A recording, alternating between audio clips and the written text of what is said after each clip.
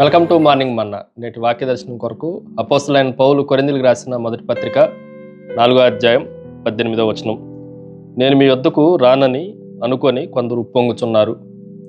మరొకసారి ఉదయకాల సమయంలో అపోస్తలుడైన పౌలు కొరింథీ సంఘస్థుల్ని హెచ్చరిస్తున్న ఈ సందర్భంలో నుండి 4 ప్రాముఖ్యమైన సత్యాలు మనం గ్రహించాలి. Number 1, conceit. ఈ మాటను మనం జాగ్రత్తగా ఆలోచన చేస్తే అహంకారము, అతిశయము, ఉప్పొంగటం అని అర్థం వస్తూ ఉంది. కొంతమంది విశ్వాసులు అపోస్తలుడైన పౌలు రావటం లేదు అనుకొని, రాలేడు అని అనుకొని ఉప్పొంగుచున్నట్లుగా దేవుని వాక్యంలో రాయబడతా వచ్చింది. ఉప్పొంగటం అనేది మనం జాగ్రత్తగా ఆలోచన చేస్తే లోపల ఏమీ శక్తి లేకపోయినా, భక్తి లేకపోయినా, బలం లేకపోయినా బయటికి అన్నీ ఉన్నట్లుగా కనిపించడానికి సాదృశ్యంగా ఉంది. ఉదాహరణకి ఒక బెలూన్ని తీసుకుంటే చాలా పెద్ద ఆకారంలో కనిపిస్తూ ఉంటుంది, కానీ లోపల కేవలం గాలే ఉంటుంది. ఎప్పుడైనా సరే సత్యం అనే సూది దాన్ని గుచ్చుకున్నప్పుడు అది ఊరకనే పగిలిపోవటానికి, పేలిపోవటానికి అవకాశం ఉంది. అలాగే కొంతమంది బయటికి చాలా భక్తి ఉన్న వాళ్ళు కాగా అహంకారాన్ని చూపించేవారుగా కనిపిస్తున్నారు, కానీ లోపల దాని శక్తిని పొందుకోలేకపోతున్నారు అన్న సత్యాన్ని మనం గ్రహించాలి. రెండో విషయాన్ని మీకు జ్ఞాపకం చేస్తాను.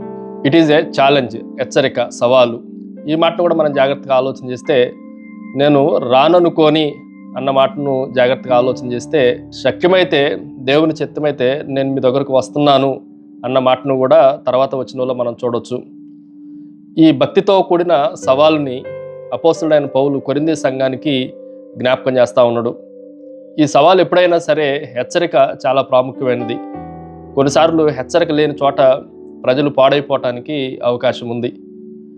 దేవుని కుమారుడిగా, అపోస్తలుడిగా ఆ సంఘాన్ని హెచ్చరించే హెచ్చరికల్లో నేను మీ దగ్గరకు వస్తున్నాను అని ఆయన హెచ్చరించటం, అది మనం నేర్చుకోవాలి. మరొక మాటను మీకు జ్ఞాపకం చేస్తాను. పౌలు రాకడ వారి అహంకారానికి సవాలుగా మారిపోయింది. అంటే ఎలాంటి జవాబుదారీతనం, అకౌంటబిలిటీ ఉందో దాన్ని జ్ఞాపకం చేయటానికి ఈ మాట వాడినట్లుగా దేవుని వాక్యంలో నుండి మనం ఆలోచన చేయొచ్చు. మూడో విషయాన్ని మీకు జ్ఞాపకం చేస్తాను. ఇట్ ఈజ్ ఏ కాంటాక్ట్, ప్రవర్తన.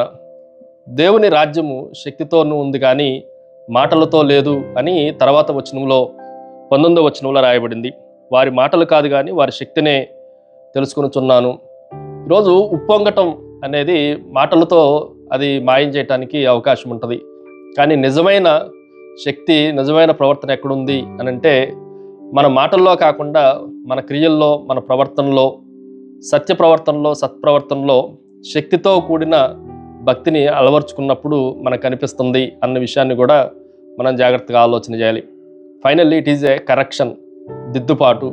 ఈ మాటను కూడా మనం జాగ్రత్తగా ఆలోచన చేస్తే, పౌలు రాకడ కొరింథీ సంఘానికి వారి దగ్గరికి వచ్చే ఆ సందేశము వారి జీవితాలని మార్చడానికి, వారి జీవితాల్లో పరివర్తన తీసుకురావటానికి, దిద్దుబాటు చేయటానికి అవకాశం వచ్చింది.